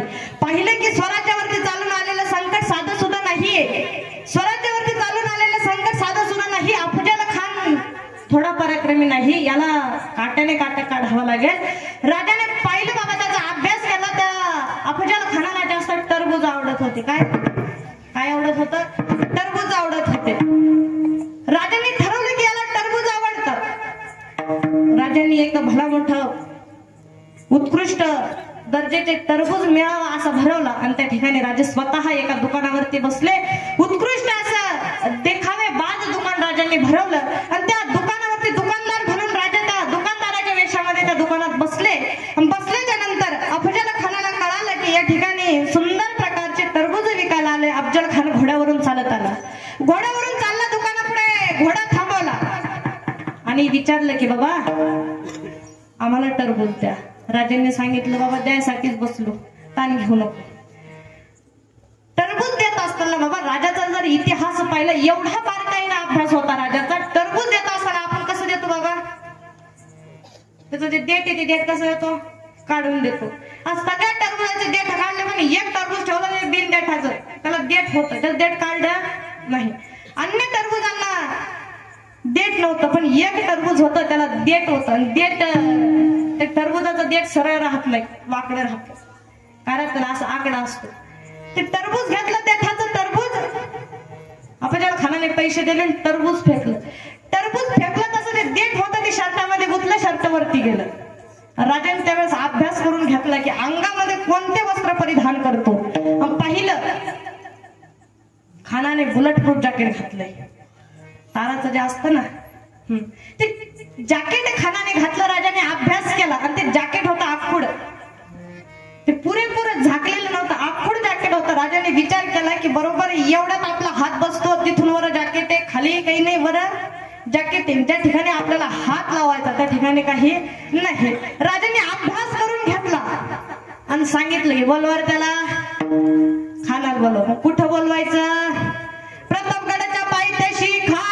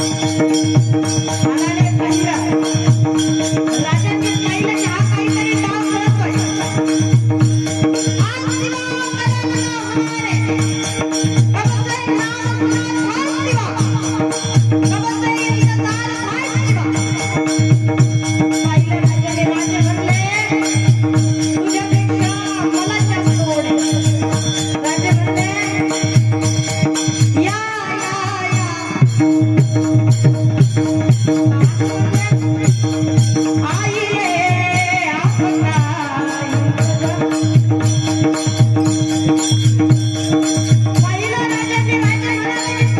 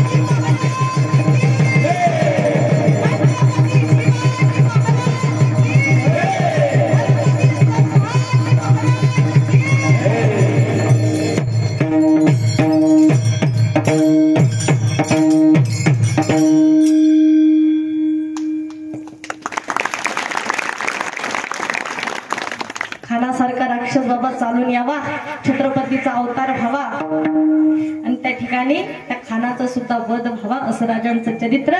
साधा सुद्धा जगला नाही माझा राजा. प्रत्येक स्त्रीला आईच्या रूपामध्ये मानलं, प्रत्येक स्त्रीला बहिणीच्या रूपामध्ये मानलं. बाबा सोड जरा कमी करायचं. प्रत्येक स्त्रीला आईच्या रूपामध्ये, प्रत्येक स्त्रीला बहिणीच्या रूपामध्ये मानलं. आजकाल आदर्श आम्हाला त्या छत्रपती शिवरायांचा. अरे सांगेन, जीवनामध्ये आदर्श घ्यायचा असेल, जीवनामध्ये काही शिकवण जर घ्यायची असेल, तुम्हा आम्हाला दुसरा तिसराचा आदर्श घ्यायचं काम नाही. मुलांना झुकेगा नाही साला म्हणायचं, मुलांना पुष्पाची तिकीट काढून दिले. पण खरं सांगू का, जर तुम्हाला खरं खरं जर मी झुकेगा नाही साला म्हणायचं असेल तर मुलांना पुष्पा नाही, मुलांना छावा दाखवा. कारण बाबा पिक्चर मध्ये ट्रोल करणं मैं झुकेगा नाही साला म्हणणं सोपं आहे, पण वयाच्या 32व्या वर्षी शत्रूच्या छावणीत घुसून आणि निधड्या छातीने मैं झुकेगा नाही साला म्हणणारा छत्रपती संभाजीराजा तुमचा आमचा आदर्श असला. आदर्श आम्हाला छत्रपती संभाजीराजांचं. काय बलिदान होतं माझ्या राजांचं. आज जर पाहिलं बाबा, मला वाटतं आपल्या गावातल्या बऱ्याच मुलांना बलिदान पाळलं होतं, तशी सांगायची गरज नाही. तर आज आपण त्या बलिदान मासामध्ये जर पाहिलं बाबा, दुपारच्या वेळेत जर आपण बिना चपलाचं जर रोडवरती गेलो ना तरी पाय असे भाजून निघतात, पाय असे वरपळून निघतात. म्हणून सांगेल बाबा, एवढं बलिदान त्या राजाचं. किती बलिदान होतं. राजाला कैद केलं, कैद केलं, राजाला नेला जात होता. गडाच्या राजाला गावामधून नेला जात होतं. गावातल्या वारकऱ्याला माहित नव्हतं माझ्या राजाला कैद केलं. दुर्दैव मराठ्यांचं बाबा, त्यावेळेस तानाजी असाचे बाजी नव्हते. दुर्दैव मावळ्यांचं राजाला कैद केलं. निघाले राजे, औरंगजेबाने फतवा काढला. आजपर्यंत राजेशाहीचा मुकुट डोक्यावरती घालून मिळवला असेल, विदूषकी टोपी घाला. आजपर्यंत ढोल ताशे वाजले असतील, नगारे वाजवा, कळू द्या अखंड जगाला, आलमगीर औरंगजेब बादशाहने छत्रपती संभाजी राजा कैद केला, कळू द्या जगाला. त्यावेळेस सांगायला लागलं, बाबा नेलं राजाला, नेला जात होता. औरंगजेबाने फतवा काढला, कोणतीही शिक्षा राजांना द्यायच्या अगोदर ती कवी कलाश्रींना दिला जायची. किती बलिदान राजाचं, किती योगदान राजाचं. कुणीतरी यायचं राजांची हात काढून जायचं, कुणीतरी यायचं राजांची डोळे काढून जायचं, कुणीतरी यायचं राजांची नखे काढून जायचं, कुणीतरी यायचं राजांची छाती फोडून जायचं. फक्त एकदा झुकला पाहिजे आमच्या समोर, एकदा झुकावं. यानं राजाने सांगितलं, अरे जा, लाख येतील तुझ्यासारखे, पण झुकणं आमच्या रक्तामध्ये नाही. छत्रपतींचे छाने आहोत, आई भवानीच्या आम्ही लेकर आहोत, झुकणं आमच्या रक्तात नाही. कवीजींना सांगितलं राजाने, राजा सुचते का बघा एखादी कविता. कविराज सुचते का एखादी कविता. कविराजांनी सांगितलं, होय राज. हाती घोडे तोफ तलवारे, हाती घोडे तोफ तलवारे, फौज तो तेरी सारी है. हाथी घोड़े तोफ तलवारें, फौज तो तेरी सारी है. जंजीर में जगड़ा राजा मेरा अभी सब पे भारी अभी. कविराजाने कविता केली, सांगितलं, राजा 1000 कुत्रे येतील, लाख कुत्रे येतील, पण आमचा एक छावा त्यांना पुरून उरतो. त्या छत्रपतींचा तुम्हा मला आदर्श आहे, त्या छत्रपतींचा तुम्हा मला आदर्श आहे. त्यांचं कारण बाबा, ज्या दिवशी विषय धर्माचा येतो, जो धर्मासाठी एकत्रित येतो का, जो धर्मासाठी धर्माचं पालन करतो, त्याचं इतिहासामध्ये नाव सुवर्ण अक्षराने कोरलं जातं. कौरव धर्माच्या विरोधामध्ये होते, धर्माचा नाश करायला पाहिलं कौरवांनी. पण आज कुठं दिसतं का आपल्याला कौरव जयंती, दुर्योधन पुण्यतिथी, अशोकने मामा भंडारा दिसतो का? नाही. कारण विजय हा सत्याचा होतो. जो धर्माची बाजू मानतो त्याचा नक्कीच विजय होत असतो. आजही 350 वर्षापूर्वी राजांनी जीवन जगलं. आजही छत्रपती शिवाजी महाराज की म्हटलं तर प्रत्येकाच्या मुखामधून जय निघतं. बाबा सांगावं लागत नाही जय म्हणून, हे ताकद शिवरायांची आहे. आणि खऱ्या अर्थाने त्या शिवरायांचा इतिहास तुम्हा आम्हाला आहे, त्या शिवरायांचा आदर्श तुम्हा आम्हाला आहे. साधा सुद्धा आदर्श नाही आम्हाला. धर्मासाठी एकत्रित यायचं बाबा. तुम्हा आम्हाला दुसऱ्याचा आदर्श घ्यायचं काम नाही, तुम्हा आम्हाला दुसऱ्याचा आदर्श घ्यायचं काम नाही, दुसऱ्याचं चरित्र पाहायचं काम नाही. कारण आपल्या राजांचा इतिहास असा आहे, महाराजांचा इतिहास असा आहे. साध्या सुद्धा स्त्रियांचा सुद्धा आम्हाला आदर्श नाही. आम्हाला आदर्श त्या जिजाबाई साहेबांचा आहे, आम्हाला आदर्श त्या अहिल्याबाई होळकरांचा आहे, आम्हाला आदर्श त्या प्रतिभाताई पाटलांचा आहे. साध्या सुद्धा व्यक्तींचा आदर्श नाही आम्हाला. सांगेल बाबा, ज्या वेळेस प्रतिभाताई पाटलांना अमेरिकेचे जे बाराक ओबामा नावाचे जे राष्ट्रपती होते, त्यांनी पुरस्कार जाहीर केला. पुरस्कार घेण्यासाठी आईसाहेब वरती गेल्याच्या नंतर पुरस्काराला हात पुढे केला, डोक्यावरचा पदर खाली आला, तसाच हात मागे घेतला आणि डोक्यावरती पदर घेतला, नंतर तो पुरस्कार घेतला. आजही जर पाहिलं बाबा आपण, तर प्रत्येक कार्यालयात, प्रत्येक सार्वजनिक ठिकाणी त्या प्रतिभाताई पाटलांचा फोटो जो आहे तो आदराने लावला जातो, आदराने लावला जातो. प्रत्येक कार्यालयात त्याची पूजा केली जाते, त्यापुढे अगरबत्ती लावली जाते, त्याचं दर्शन घेतलं जातं. लाख हिरोना तयार होतील, कितीतरी त्यांचे फॅन्स असतील बाबा, पण अजून कुठं पाहिलं नाही की एखाद्या हिरोनीचा फोटो तिथं मांडला, त्याच्या पुढे अगरबत्ती वाळून दर्शन घेतलं. झालं का असं? घेता तुम्ही कोणी घरी जाऊन घेता का? नाही ना. कारण बाबा आदर्श हा चरित्रवान स्त्रियांचा घेतला जातो, चरित्रहीन स्त्रियांचा नाहीये. म्हणून याच धर्मासाठी कितीतरी स्त्रियांचं योगदान आहे, कितीतरी राजा महाराजांचं योगदान आहे. सांगेल बाबा, सांगा प्रत्येक मुलीला आदर्श देणं, प्रत्येक मुलीला शिकवण्याची गरज आहे. प्रत्येक मुलीला सांगा की बाबा, आम्ही स्टेज वरती नाचणाऱ्या मुली नाही, अर्धे कपडे घालून इंस्टावरती फेसबुक वरती फोटो टाकणाऱ्या आम्ही मुली नाही. आम्हाला त्या माऊलीचा आदर्श आहे, जी फोटो काढताना सुद्धा जिने डोक्यावरती पदर घेतला, हातामध्ये शिवलिंग घेतला, त्या अहिल्याबाई होळकरांचा. सांगा तिला, आज हा धर्म, हा आदर्श मुलींना शिकवण्याची गरज आहे. पण बाबा पहिली गोष्ट आमच्या आया ठिकाणावर राहिला नाही. एका गावात गावामध्ये एका पोरीनं जीन्स टॉप घातल्याच्या नंतर तिची माय तिथं आली, तिची माय तिला मारायला लागली. गल्लीतले लोक जमा झाले, ते सांगायला लागली बाबा काय असं येण्यासारखं करते. आजकाल फॅशन येते, सगळ्याच पोरी घालत्या जीन्स टॉप घालणं, जीन्स घालणं काही वावगं नाही, सगळ्याच पोरी घातल्या. ती माय म्हणली की बाबा घातलं त्याच्यात आपला दोष नाही, मी घालू नको असं सुद्धा म्हणत नाही, तिला घातली मी घातली. त्यासाठी आधी आयांना सुधारण्याची गरज आहे. आज आमच्या आयांना सांगा, आमच्या मुलींना अहिल्याबाई होळकरांचा इतिहास दाखवा, आमच्या मुलींना प्रतिभाताई पाटलांचा इतिहास दाखवा. सांगेल बाबा तो इतिहास आज तुम्हा आम्हाला तोच इतिहास कामा येईल. आणि खरं सांगू अशाच महापुरुषांचा आदर्श तुम्हा आम्हाला आहे, पण आम्हाला त्याचा आदर्श घेता येत नाही बाबा. दुसरा तिसरा पिक्चर जर रिलीज झाला एखाद्या हिरो हिरोईनचा, पटपट तो जर पटकन टीव्हीवर आला नाही, पटकन युट्यूबवर आला नाही, पैसे देऊन ते फोनामध्ये डाउनलोड करून घेतो. पण तसा आदर्श आम्हाला अहिल्याबाई होळकरांचा घेता येत नाही, तसा आदर्श आम्हाला छत्रपती संभाजीराजांचा घेतला जात नाही. सांगेल बाबा आम्हाला जर आदर्श घ्यायचा असेल, तर धर्मासाठी जगायचं असेल, आदर्श दुसऱ्या तिसऱ्या व्यक्तींचा घ्यायची गरज नाही. कारण आमच्या महाराष्ट्रामध्ये असे कितीतरी राजे झाले की त्यांचा आदर्श घ्यावा तेवढं कमी आहे. प्रतिभाताई पाटलांचा, छत्रपती संभाजीराजांचा तुम्हा मला आदर्श आहे. म्हणून सांगेल ज्या दिवशी विषय धर्माचा येतो ना बाबा, त्या दिवशी जात-पात सगळं विसरून आपल्याला एकत्रित येणं गरजेचं आहे. कारण छत्रपती संभाजीराजांनी सांगितलं की बाबा हिंदू म्हणून जगल्यापेक्षा हिंदू म्हणून मेलेलं कधीही चांगलं, हिंदू म्हणून जगल्यापेक्षा हिंदू म्हणून मेलेलं कधीही चांगलं. म्हणून बाबा ज्या दिवशी विषय धर्माचा येतो ना, त्या दिवशी सगळ्यांना एकत्रित येणं गरजेचं आहे. मी सांगेल बाबा जो धर्माचं पालन करतो, जो धर्माच्या बाजूने बोलत असतो, निश्चित त्याचा विजय होत असतो. मग परमात्म्याने ते सांगितलं तुकोबरा, ते सांगतात की बाबा जीवनामध्ये जर मोठं व्हायचं असेल, एक धर्माचं पालन करा, दुसरं परमात्म्याचं नामस्मरण करा. याच देवाचं नाव किती घोडे पाहायचं घ्या सगळ्या हातावरती बरं घ्या. असे काटल्यासारखं करायचे नाही.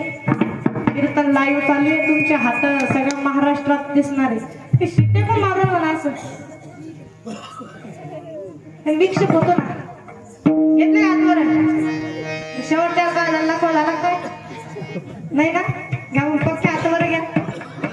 घेतले का चहा पिऊन येऊ का घरजवळची मग येऊ का. घेतले ना हातावर. ते ते ते ते ते ते कशावर पायऱ्या बसले माणूस किती घ्या असे.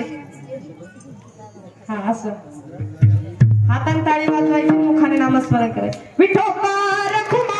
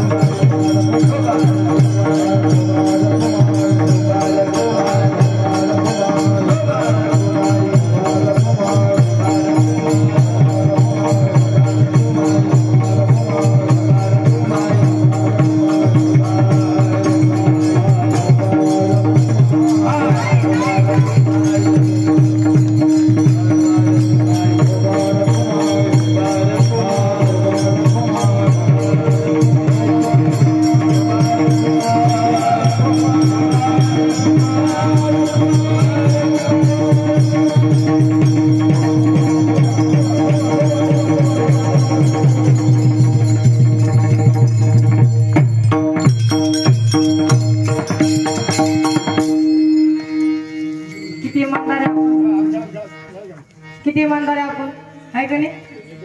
हात वर करा सांगावं लागलं, हाता खाली काय का म्हणलं मी? म्हणलं का? मग तुमच्या हाता कुठे आहे? करावं तेवढं कौतुक कमी तुमचं. सांगितलं बाबा परमात्म्याचं नामस्मरण करायचं. त्यासाठी काय सोराला विठाला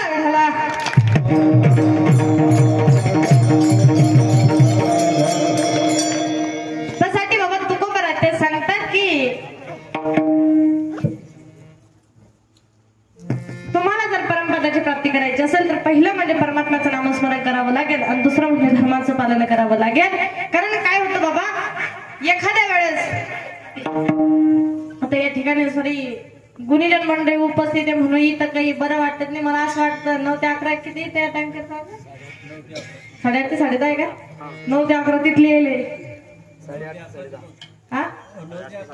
9 ते 11 कीर्तन वाढून पडतं काय? मग सुरू कस काय आधी केलं म्हणा 12 वाक्याला चालेल का? एक मग शुभ आकडा होऊन जात आहे बाबा. 2 दिवस कीर्तन सेवा आमच्याच गावातली झाली म्हणा. आज विनवू दे बी ना 12 नंतर पाकिट मग वाढन का पुढल्या वर्षी यावर लावले का? आज सगळे गुणीजन मंडळी बाबा असं वाटतं की 2 तासाचं 3 तास 3.5 तास कीर्तन केलं तर काही हरकत नाही. पण भानगड अशी होती इथं वाढवलं की उद्यापासून झोपे ना तिथं गेलं लोक नाव ठेवणार नाही का, लोक बोलणार नाही का, पैसे घेतील झोपा घेते इथं म्हणून ना नाही का आपलं दुकान बंद पडन. या ठिकाणी गुणीजन मंडळी उपस्थित आहे बाबा. खरं सांगू का, असे गायक वादक भेटणं म्हणजे काहीतरी नशीब, काहीतरी आपल्या गावाचं पुण्य म्हणा. म्हणून एवढे गुणीजन मंडळी नाही तर बाबा या पिरियड मध्ये असं होतं कीर्तनकार एखाद्या वेळेस कोणी भेटू शकतं. कीर्तनकार कोणी उठून इथं बोलायला लावू शकतो, तो सहज बोलू शकतो, तो माईक वर आलाक्षण देतं. कधी उठवल्यानंतर म्हणलं की बाबा जाऊ द्या आज कीर्तनकार आले 2 शब्द बोलते सहज बोलू शकतो. पण गायक वादक होणं सोपं नाही. आपल्याला एवढी गुणीजन मंडळी भेटली करावं तेवढं कौतुक कमी. आणि खरं सांगू बाबा जर गाता येत ना त्याला गाव इना गाव कोणी तरफडा करू, पण ज्याला गाता येत नाही त्याला गायचं नाही तरफडा. काय होतं बाबा माणसाचं ठीक आहे, एखाद्या ठिकाणी जर भजन चालू असलं बाबा 7व्या दिवशी जागराची सेवा असते, भजन करावं लागतं. मी ते भजन ऐकलं एका ठिकाणी, कथा चालू होती, कथेत मग मी जागराला गेले, मग भजन ऐकायची होती. दिवसभर कथा केली, रात्री त्या जागराला गेले आणि त्या ठिकाणी माणसानं भजन केलं बाबा. पहिले पंचमीची माणसाने घेतली, त्याला 4-5 गाथ्यातले आले, 2-4 गाथ्यातले आले, त्यानं तेवढे भजन म्हणले आणि त्यानं माईक ठेवून दिला. माईक गेला बायाकडे गेला आणि त्या बायाचे भजन असे नाचत राहते.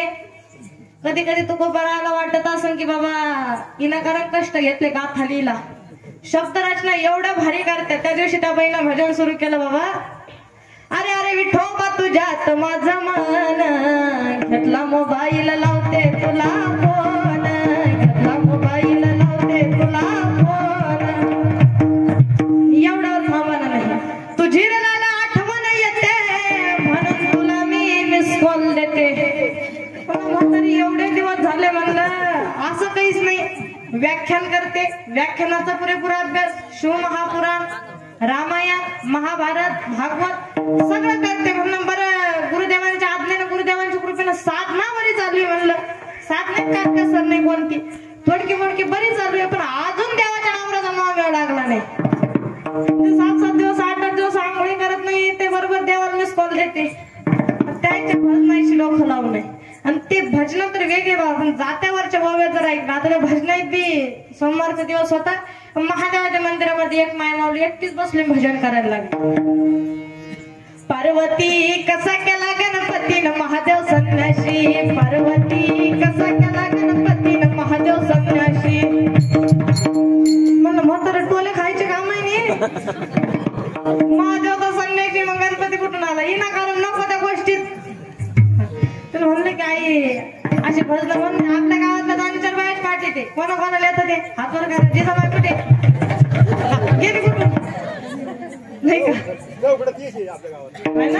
हा खरं बाबा पक्का अनुभव हो बाबाला मग वाटतं एखाद्याशीले कोणी पाहते कधी राहते का आपल्या म्हणून असं दिसून राहिली इथं नाही ते घेतल्या असतं 2-3 जणी आहे त्या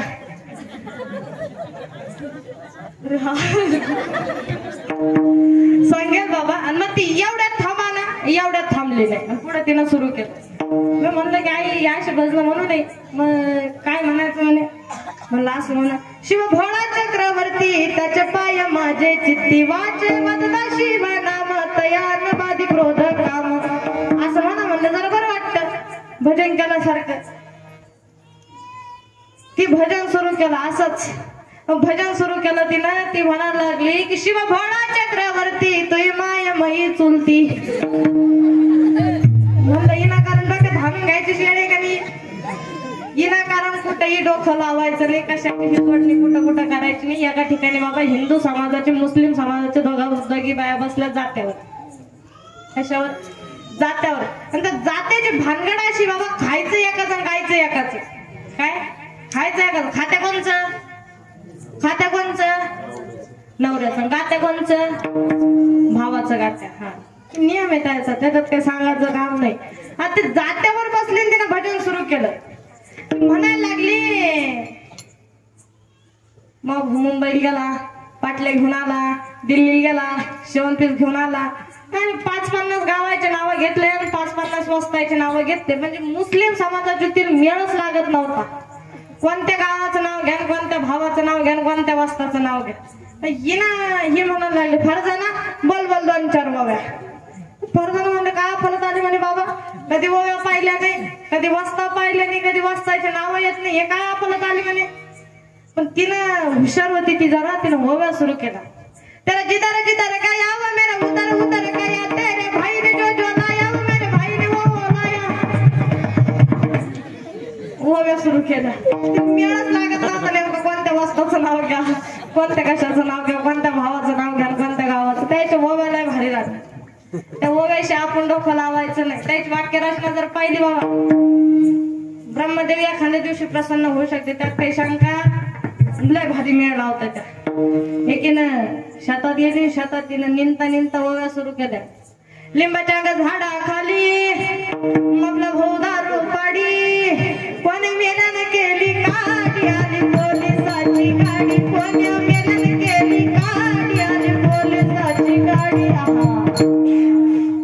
तीन ओव्या सुरू केल्या. ओव्याची गंमत भारी बाबा. खायचं एकाचं गायचं एकाचं. खात्या कोणचं नवऱ्याचं गात्या कोणचं भावाचं. वा पक्का अनुभव दिसतो हाय बाबा. काय होतं पहा शेती जात्या शेती गेल्यास असं पाहता आता भाऊबीज दिवाळी जवळ आली आणि ते मालाची गंमत अशी बाबा ती बरोबर दिवाळी भाऊबीज पाहूनच काढायला येते. शेती गेली की त्या कापसाच्या ज्या बोंड्या राहत्या का कापूस जो राहतो का त्याच्या बोंड्या तोडून आणती काही बकरेल सारखी काही ज्या ज्या वाळल्या त्या काढती त्या कापूस काढती आणि कापूस काढल्यास नंतर ते वाळू घालती खळे करते मक्काच खळं करते तुरीचं करते सोयाबीनचं करते हरभऱ्याचं करते सगळे खळे करते दाणे सगळे एकखट्टी करते बरोबर त्याच्या पोताड्या बांधती घरी आणती. घरी आल्याच्या नंतर तो बाबा आला 2-4 पोताड्या गुतून माग आणि ते म्हणतो हाय का वाळेल मिरच्या हरभऱ्याचा सोयाबीनची डाळ. आणि तेवढं पाहिलं की हिला तो आवाज बरोबर येतो. तशीच मागच्या घरातून पुढे पडत येते आणि सांगते की भाऊ कशी घेतली डाळ सोयाबीन कस काय येते. तो म्हणतो आई 100 रुपये किलो घेतली. ते म्हणते आता तर मागे एक माणूस गेलता ते 200 रुपये किलो झाली तुला 100 सांगतो. त्याच्या डोक्यात लावली. तो म्हणतो की बाई एक काम कर 200 तर 200 घेऊन घे तू आपण 150 लावून टाकू. ती म्हणती बरं घेतलं ती इकून टिकून त्याचे पैसे करते. पैसे घेतले बरोबर काही गादी खालचे काढते सोप्या खालचे काढते डाळीच्या डब्यातले काढते तांदूळाच्या डब्यातले काढते सगळे एकखट्टी करते. मायराला जाते. मायराला गेल्याच्या नंतर भावन म्हणते दादा हा जायचं होतं रे. तो म्हणतो बाई जायचं होतं खरं आहे पण आता काही कपडे लत्ते घेणं पडत. कपडे लत्ते नाही भाऊ. घरी कपाट फुल भरलं घरी कपडे लत्त्याची काही अपेक्षा नाही. जर ते साड्या जर माझ्या अंगावर पडल्या म्हणे तर जागीच जाईल.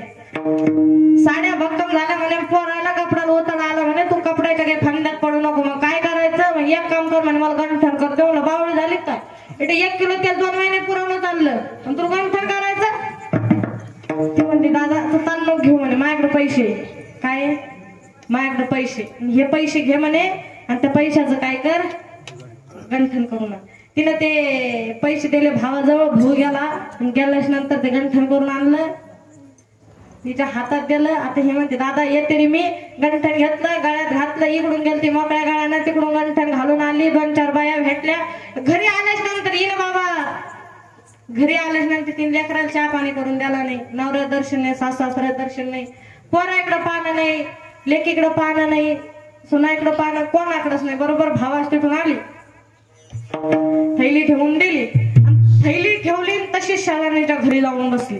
पण हात पाय धुतले नाही, कपडे बदलले नाही, तशा अवस्थेमध्ये शेजारणीकडे जाऊन बसली. शेजारणी जवळ बसल्याच्या नंतर साधी सुधीने बसली. तिला म्हणायला लागली को बाई 2-4 दिवस घरी नव्हते, फोन बी करणं झाला नाही, लय ध्यानात होती. मला वाटत होतं की पोरग कसं असन, पोरगी कशी असन. आपण काही बी करतो ना बाबा, भाव राहत नाही. आपण परमार्थ जरी करतो ना तर परमार्थात बी भाव राहत नाही. ती माळी लागते, गंठणाला हात लावायला लागले, सांगायला लागली की बाया 2-4 दिवस झाले काही मिळच लागला नाही, माय कस काय पोरबा. तिचं लक्ष गेलं, ते म्हणते कवा गंठण केलं काय व, इकडून तर मोकळ्या गाळाने गेली, तिकडून गंठण घालून आली. ती म्हणते बाया काय सांगू, मग समजदारी माय, माझ्या भावाकडे एवढे पैसे माय. आणि तो म्हणला की ताई हा कपडेला ते काही घेत नाही, तू गंठण करून घे. घरी येते सगळ्या बायाला गावात हिंडून ते गंठण दाखवते. केलं कोण बाबा, पैसे कोणचे होते, कोणचे होते बाबा, नवऱ्याचे. सांगते कोणचे, भावाचे. म्हणून सांगेल बाबा आपण करतो, परमार्थ करतो. भजन ते ओंगळवाने नरका जाय चुकेना. सांगितलं बाबा परमार्थ करत असतो, नामस्मरण करतो, त्यासाठी भाव अंतकरणामध्ये असावा लागतो. पण आपल्या अंतकरणामध्ये भाव नाही. पंढरपूरला जातो, इकडून थैल्या रिकाम्या नेतो, तिकडून भरू आणतो, हाय ना. इकडून रिकाम्या थैल्या येतात, तिकडून भरू थैल्या येतात. एखादं बाबा माणसं सारखं स्वार्थी काही नाही. एखाद्या ठिकाणी जर तांदूळ सांडले असले, धान्य सांडलं असलं, चिमण्या येते, पाखरं येते, पक्षी येते, जनावर येते, त्याच्या पोटाला लागतं तेवढं खातील, ते चालल्या जाते. पण माणूस जर तिथे गेला ते 2-4 पोताड्या संग घेऊन येतात. ते म्हणते की बाबा आता जर नुसतं हातात जर नेलं नसतं, एकाच टायमाचा भात होईल. पोताड्या नेला तर कसं, पोराला दप्तर नव्हतं, तेवढं दप्तर होईल, पेन होईल, पेन्सिल होईल, चालतं ना, असं होतं ना. माणसासारखा स्वार्थी प्राणी कोणता नाही. पंढरपूरला जातो, कुठेही जातो, पण अंतकरणामध्ये भाव राहत नाही. मग तो भाव अंतकरणामध्ये असावा लागतो. आमचे गुरुवर्य बाबा आढवणे बाबा विनोदाने एक दृष्टांत सांगत असतात, भावत्या अडीच दृष्टांत सांगते. कीर्तन देवीतर गेलं चालू ना. मग त्यानं काय केलं बाबा, ते बाया दिंडीत जात होत्या आणि ते एका बाईनं म्हातारी होती, ती कर्नाटकची होती. ती म्हणली की महाराज एवढा फोन लावून द्या. नंबर सांगितला, नंबर लावला, ती फोनवर बोलायला लागला. हॅलो हॅलो बोला किंवा, म्हणलं बोला, कोण बोलत, मीच बोलते वा. त्याची भाषा ती कर्नाटकाची. बरं म्हातारी नंतर सांगायला लागली, पोरं बाळा कसे आहे ते, पोरं बाळा का चांगले असतात बघा. म्हातारी सांगतात पोरं बाळा का चांगले असतात बघा. पण नाही बकडी कस काय, बकडी बी चांगले असतात बघा. आता जमली, तिने पिल्ले दिले, थोडं काळ्या रंगाचे नाही का पांढऱ्या रंगाचं म्हणतो किंवा, सांगितलं तिने. म्हातारीनं फोन ठेवला आणि डोळे बंद केले. डोळे बंद केले, विचारलं की म्हातारी पांढरंग दिसायला का आधी जाता जाता, पंढरपूरचा पांढरंग दिसायला का तुला याच्यातून. ती म्हणली की नाही बाया मला नाही का काय दिसायला म्हणे, तिचे पिल्ले दिले म्हणे, आता बकरीना ते टुन टुन टुन टुन उड्या मारताना दिसायले. अंतकरणामध्ये भाव नाही बाबा, अंतकरणामध्ये भाव असावा लागतो. ह्याच भावाने परमात्मा उपदेश केला जातो. या ठिकाणी सगळे गुणीजन मंडळ उपस्थित आहे, सगळ्यांचे द्यावे तेवढे धन्यवाद तुम्ही. आणि खरं म्हणलं बाबा माझंच दुर्दैव असं, कदाचित मला वाटतं 2 वर्ष झाले कीर्तन व्हायला आहे ना. दुर्दैव असं बाबा की ज्यांना अपेक्षा होती, ज्यांना पाहायचं होतं, ज्यांना अभिमानाने मिरवायचं होतं, ज्यांना सांगायचं होतं, आज तीच व्यक्ती या ठिकाणी राहिली नाही. खरं सांगू का बाबा, बाबा गेले संस्थांचं वचन हरपलं. बाबा गेले संस्थांचं वचन हरवलं. मला नेहमी सांगत होते पहा की बाळा आता थोडंफार चालू म्हणे, एक दिवस असा येईल, एक दिवस तुला खाली राहता येणार, एक दिवस खाली राहणार आणि कटाळशील म्हणे कार्यक्रम करू करू. खरं आज इच्छा पुरी झाली, पण दुर्दैव माझं असं की आज बाबा या ठिकाणी हजर नाही. आपल्या संस्थांचे जे अध्यक्ष होते सांडू बाबा या ठिकाणी उपस्थित नाही, परंतु बाबांचा आशीर्वाद पाठीशी आहे. नेहमीच सांगते बाबा तुमच्या सर्वांचा आशीर्वाद पाठीशी आहे म्हणून आज महाराष्ट्रभर फिरते. असा जर तुमचा आशीर्वाद असला तर उद्या जगभर फिरेन, यात काही शंका. गावाचा आशीर्वाद पाहिजे बाबा, नाही तर काही कितीतरी गावात मी परिस्थिती अशी पाहते बाबा. लोकांना कधी विचारलं बे तुमच्या गावातलं तेव्हा महाराज काय कीर्तन येत त्याला नुसतं एवढं फिरतं, मला तर नाही वाटत माझे कीर्तन करत असं. आपल्यावर तेवढी देवाची कृपा आहे. कोणी तर असं म्हणत नाही, म्हणत्या कोणी म्हणत नाही ना, म्हणून नका. हात जोडून विनंती. सगळ्या गावकऱ्याचं भरभरून असं प्रेम मिळालं बाबा. असंच प्रेमाला शेवटपर्यंत द्या, निश्चितच गगनाला यश भिडेल. फक्त तुमचा आशीर्वाद पाठीशी असला पाहिजे. तुकोबराय हे सांगतात की बाबा परमार्थ करायचा त्यासाठी काय करावं लागेल. साधन सोपं आहे, सुद्धा घ्यायला काही लागत नाही, पण तेव्हा अभंगाचं शेवट. सुख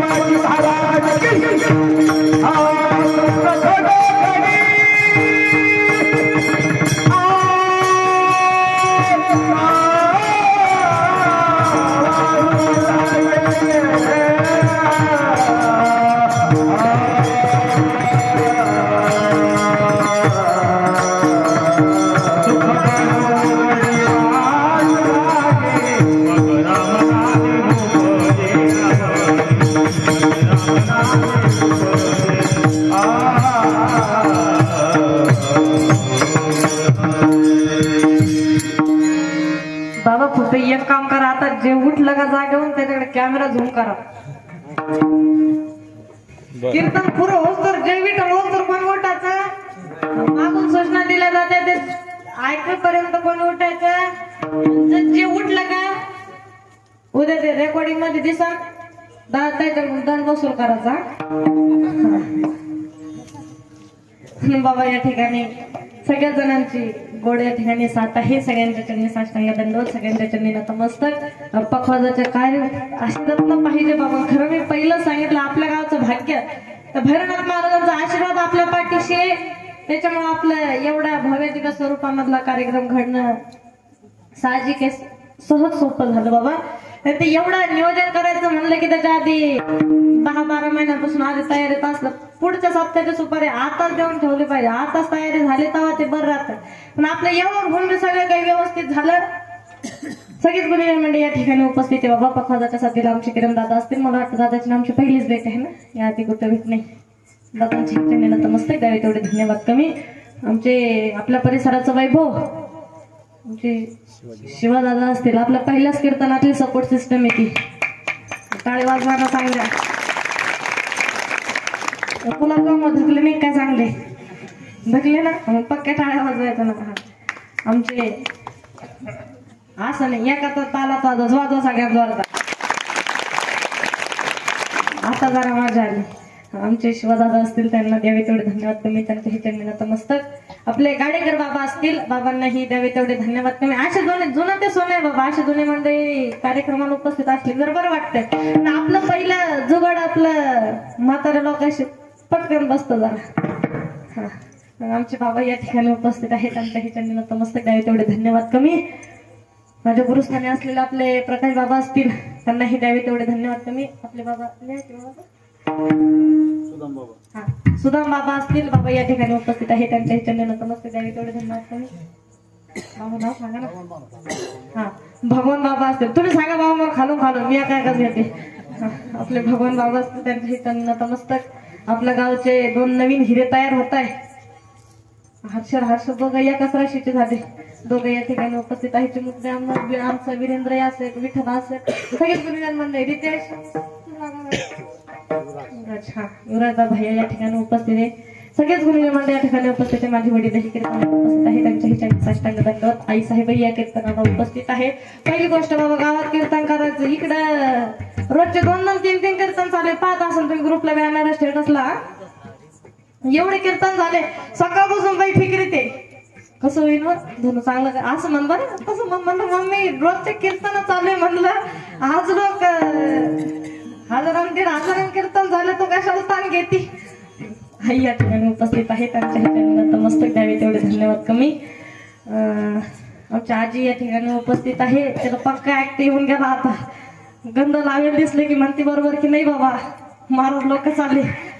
आई या ठिकाणी उपस्थित आहे. खरं म्हणलं की बाबा कुटुंबाचा आशीर्वाद पाठीशी असला, कुटुंबाचे साथ असले, महिना घराला पाय लागत नाही तरी त्यांचे मोलाचे आशीर्वाद पाठीशी आहे. म्हणून आईच्या बाबांच्या त्यांनी साष्टांग दंडवत द्यावे तेवढे धन्यवाद कमी. या ठिकाणी मला वाटतं भैरवनाथ संस्थान कमिटी सर्वच उपस्थित आहे. आमचे रवी मामा असतील, अजून काका बी होते. मी ते गेले काय बनव तिकडे. अरे हा काका पुढे बसले. हा काका या ठिकाणी उपस्थित आहे. आपले पुजारी बाबा या ठिकाणी उपस्थित आहे. आमचे सपोर्ट सिस्टम रामचंद्र बाबा या ठिकाणी उपस्थित आहे. मोठे बाबा. खरं म्हणलं की बाबा एवढ्या संकटातून वाचणं साधी गोष्ट नाही. ठिकाणी उपस्थित राहिले त्यावेळी तेवढे धन्यवाद कमी. आमचे भागवत मामा असतील, वारकरी रत्न कला बाबा असतील, खंडू मामा असतील, सगळेच गुन्हेगार मंडळी या ठिकाणी उपस्थित आहे. आता सगळ्याचे जर नाव घेतले तर 12 लोक कीर्तन जाईल आपलं. सगळेच गुन्हेगार मंडळी या ठिकाणी उपस्थित आहे. म्हणून फक्त शेवटी एक सांगितलं बाबा, आतापर्यंत जेवढे आशीर्वाद पाठीशी ठेवले, जेवढी साथ तुम्ही मला क्षणाक्षणाला दिली, तीच साथ कायम असू द्या. तेच आशीर्वाद, दुसरं तिसरं कशाची अपेक्षा नाही, पण तुमच्या आशीर्वाद पाठीशी असणे. मी पहिलं सांगितलं की आता महाराष्ट्रभर फिरते, जगभर फिरेल, फक्त तुमच्या आशीर्वाद पाठीशी असायला पाहिजे. सगळेच गुरुजन मंडळ या ठिकाणी उपस्थित आहे. पहारेकरी बाबा असतील, आपले विनेकरी बाबा असतील, विनेकरी बाबा असतील, त्यांचे तेवढे धन्यवाद कमी. आपले पखवाजाच्या सतीश दादा असतील, आमच्या भैयाच्या सोबत दादा उपस्थित आहेत, त्यांना द्यावे तेवढे धन्यवाद कमी. या ठिकाणी कीर्तनाची सुश्राव्य अशी शूटिंग झाली. ब्रह्मांड नाईक चॅनलचे चालक मालक, ब्रह्मांड नाईक चॅनलचेच नाही, मोबाईल शॉपीचे, मला वाटतं दादांचे 2-3 चॅनल आहे, दुकान आहे. एवढा व्याप सोडून मी मग सकाळी फोन आला, म्हणजे ताई आज जन्मभूमीत कीर्तन आहे. म्हणतात दादा जन्मभूमीतच कीर्तन आहे म्हणलं गावात. मग टाइम काय ते काय म्हणे. म्हणलं मला वाटतं टाइम 8 ते 8:30 ते 10 म्हणलं, पण गावात पंगत जरा मोठी होती तर कदाचित 9 ते 11 होईल. दादा म्हणे ताई येतो म्हणे, पण वातावरण खराब झालं. म्हणलं दादा तुम्ही या, काही टेन्शन घेऊ नका. म्हणलं पाणी काही येत नाही, तेवढी आपल्या देवाची ग्रुप आहे म्हणलं. दादा या ठिकाणी उपस्थित राहिले, विनंतीला मान देऊन त्यांच्याही चरणीला नतमस्तक द्यावे तेवढे धन्यवाद कमी. अजून आपल्या पेटी मास्तरच्या पेटीच्या साथीत आपले बाबा असतील त्यांचेही द्यावे तेवढे धन्यवाद कमी. सगळेच गुरुजन मंडळी या ठिकाणी उपस्थित आहे, सगळ्यांचे द्यावे तेवढे धन्यवाद कमी.